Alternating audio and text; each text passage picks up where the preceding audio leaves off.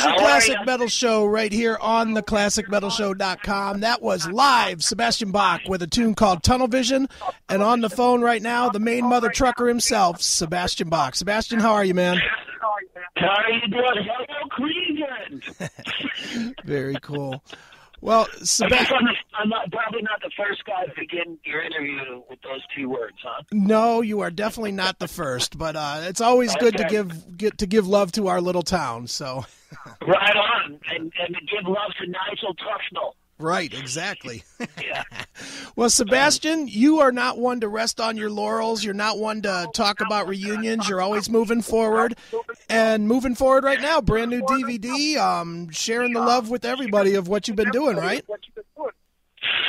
I got a new DVD called ABACHALYPSE Now that comes with a bonus double CD set. And it's in stores now. It features 3 live concerts.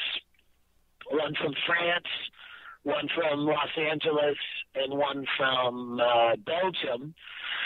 And it also has the 3 videos from Kicking and Screaming record, Kicking and Screaming, I'm Alive, and Tunnel Vision. And it's 160 minutes of Bach and roll, and it's a lot of value for your hard-earned Bach.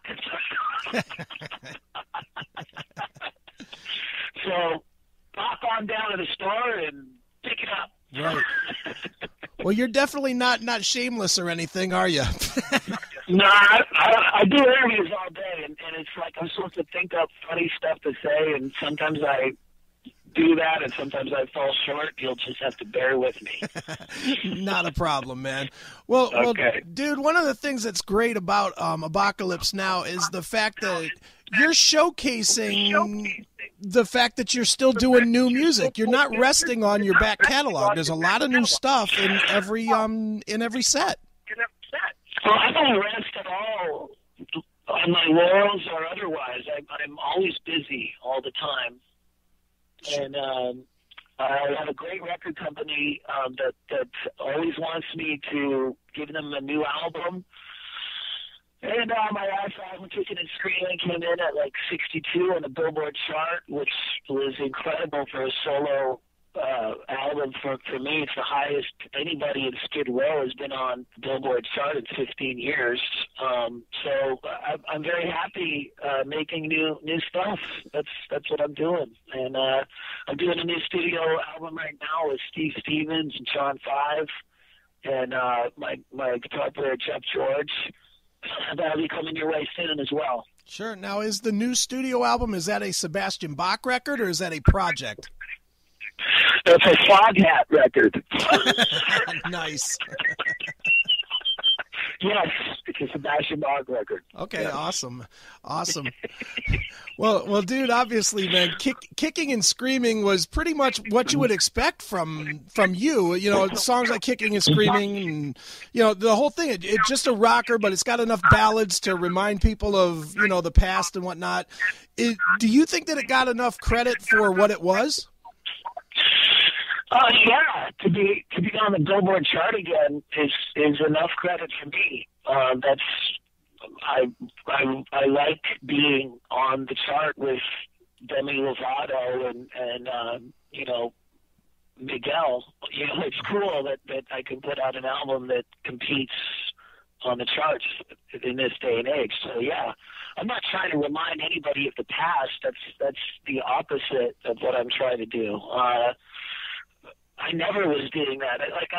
I don't understand the nostalgia factor of rock and roll fans at all. When Skid Row came out in 1989, we weren't singing songs that were 20 years old. We were singing songs that we just wrote. That's what I'm doing today. That's what I was doing then. So I don't get that whole idea at all. Sure. Now, if you had your way, would you be able to do tours without playing any of the Skid Row material? Well, what would I play? Ozzy Osbourne material? Like that's my material. Well, yeah. That's what I do. That's like saying to Vince Neil when he plays his solo show, would he want to not do Motley Crue material? Like, I didn't invent the music industry. I put out records, and then I do concerts, and I play my songs like every other singer. Sure, definitely. Yeah. Now, Sebastian, there was kind of a big story that was out there a couple months ago when you took a photo with Snake, and I'm not going to ask you the stupid reunion question because I already know the answer, but has you guys' friendship at least kind of repaired, or at least repaired somewhat? I have nothing against any of the members of Skid Row. I have talked to Snake and Scotty and Rob in recent years, and I have nothing against them.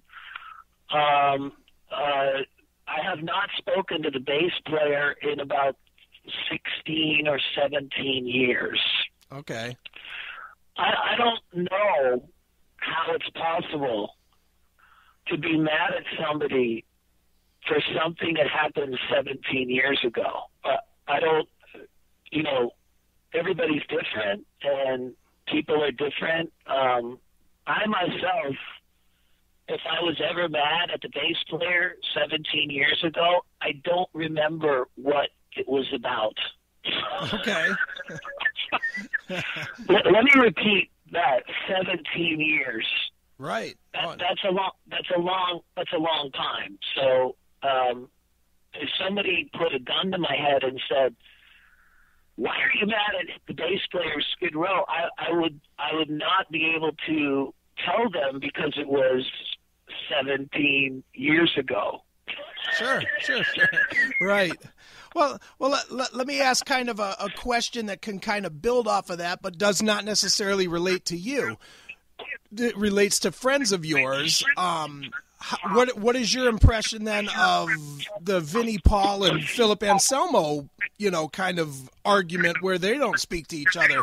Do you think that they should kind of get over it, or do you think that they're good where they are, or what?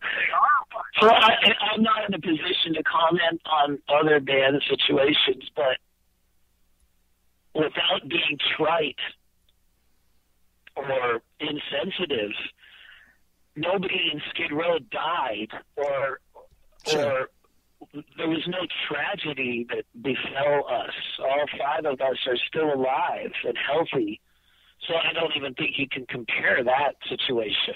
I mean, those guys have real tragedy that happened to them. Our tragedy was that Subhuman Race sold 2 million copies, and that wasn't as much as the album before. Like, wow, that's horrible. Right. There was nothing really that bad that we went through that I can remember. Again, I want to repeat, we're talking about 17 years ago, so it's really a long time ago. Sure, definitely. Yeah.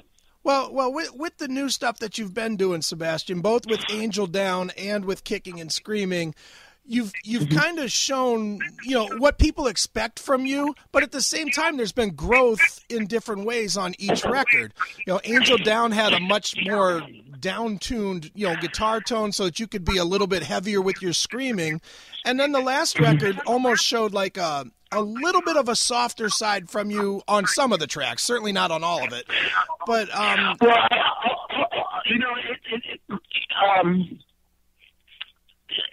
if you're not a musician, it's kind of hard to imagine what it is exactly that we do as musicians. Like, try to imagine walking into a studio with nothing, like nothing. Nothing. Right. Zero. And then in like a month, you are expected to come out of that same room with 13 songs or whatever it is that you can stand behind for the rest of your life and do 7 interviews a day telling people how much you like it and how much you want them to hear it. There's no, like when you say, you tune the guitars down so you could be heavier in the streets, that's, nobody did anything like that. All we're doing is trying to make something come out of the speakers that we think sounds cool. There's no rhyme or reason to how that happens. I wasn't trying to be heavier on Angel Down or lighter on Kicking and Screaming. This is just what came out of the speakers that I think sounds cool. Sure. I did a cover of Alone Again by Dokken on the TNN record, and a review said, oh, and this is a very special recording because Sebastian Bach brings that 18 in life intensity to the track. And I'm like it was a accident. It's not an accident. It's what I do for a living. This is what I right, sure. Like that's what I do. There's no accident. When I was recording 18 in life, and then I recorded Alone Again 20 years later or 23 years later, I know what the fuck I'm doing. It's not a fluke. Right. Sure. It's like, it's not, oh, wow, oh, this is special because it's Sebastian bringing intensity. That's what I do. Sure, definitely. And that's what I've always done, and that's what I will continue to do. Right, sure. So people get used to. Think after 25 years, people go, "Oh wow, that's what he does." Well, I think maybe it's the curveballs that you throw people, Sebastian, like doing rap superstar or bottom of the bottle or something. Right. You do throw more curves than a lot of people do at people. Well, I started singing in a church choir when I was a little boy, and I've had a great career on Broadway, and I'm about to do some more theater work, and I just like singing. And the one thing about rock and roll that I loved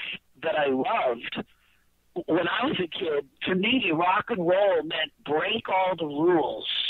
And sometimes when I read comments online, which I try to never, ever do, sometimes it seems like there's so many rules that people follow in rock and roll, and my attitude is fuck the rules. Like, fuck the rules. I'll do whatever I want. To me, that's true rock and roll. Some people, to me, seem to be narrow-minded about life. When you say to me, celebrity rap superstar, I'm allowed to have a job. I'm allowed to work. Right. I don't give a fuck about celebrity rap superstar. I don't care. But I'm putting my son through college. If you want to pay for the tuition at Rutgers, you can send me a check, and I'll stay off celebrity rap superstar. But I'm the dude that has to pay for college and shit like that. So, right. Sometimes I'll do something that is not expected, but I'm allowed to have a good life as well. Hey, yeah. Sebastian, don't let me badmouth you one bit for celebrity rap superstar. No. I'm just explaining. It's not my dream. It's not my childhood dream to be on celebrity rap superstar. Oh, dude.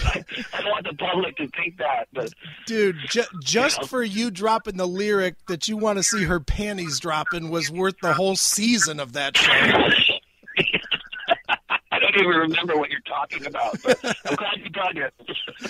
Definitely loved that show, dude.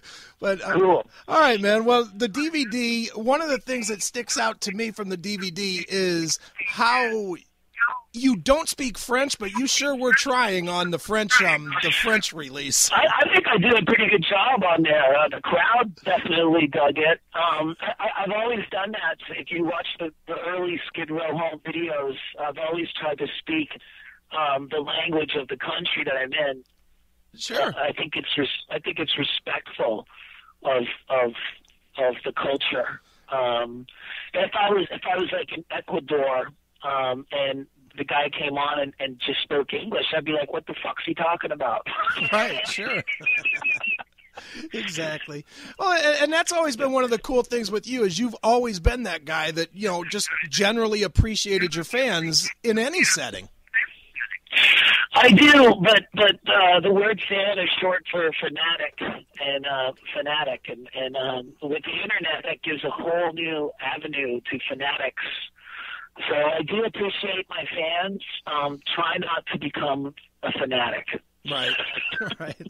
Well, I mean, no, honestly, man, don't you think that the trolls on the internet are probably not your fans anyway? They're not the guys that are coming to the shows or buying the records. Well, the last little controversy I got in on the internet was when my DVD came out. Under the comments, you're like, "Oh, he fixed it up in the studio. This is a lie. I'm going, okay, so let me get this straight. We're going to have a concert recorded on 48 tracks. What the fuck do you think we're recording it with 48 tracks for? To not mix it? Like, right. Who's going to record the show with 48 tracks and then put it out the way it is? Like, that's not the purpose of having 48 tracks. Right. I just have to laugh. Sure. It's not a lie. If you want to see a fully live concert, you can watch Grass Pop. Right. If you want to see a show that you might want to watch again and again and again 10 years from now, watch the one that we made sound good. Sure. Absolutely. Nice. Well, Sebastian, before I let you go, man, I got to ask you what's known as the traditional classic metal show question. We ask this one to every single person we interview, and I'm quite sure you're going to have an answer on this one. Okay. How has Lemmy from Motorhead influenced your career? White pointy boots. Nice. That's a very true thing, I'm telling you. I used to, for years and years and years, I wore white, Cuban-heeled, pointy patent leather boots. And I got that directly from the cover of Ace of Spades, which I bought when I was 11 in 1979. And I looked at the cover of Lemmy with the black bandolero pants with the bell bottoms and the white leather boots, and I go, that's a cool fucking look. So, white pointy boots. There it is. Perfect. Well, all right, man. Well, the new DVD is called ABACHALYPSE Now. It is CDs, DVDs. It's pretty much everything you would want to hear. Sebastian, where can people look online to find you and contact you and all that good stuff? I'm on the Twitter, Sebastian Bach, and Facebook, and all that stuff, and SebastianBach.com. And you can get the CD at Amazon or at SebastianBach.com. Awesome. Well, Sebastian, we always close the interview by letting artists pick a track, so why don't you pick something from anything you've done and give us a quick story about it. Really? Okay. All right, here's a ballad from the last record I did, Kicking and Screaming. This is the very, very last song on the record. I really like singing ballads, and I put this at the very end of the album, so in case you missed it, this is a song I'm very, very proud of. This is called Wishin'. All right, well, let's check it out right now. It is Sebastian Bach right here on your Classic Metal Show.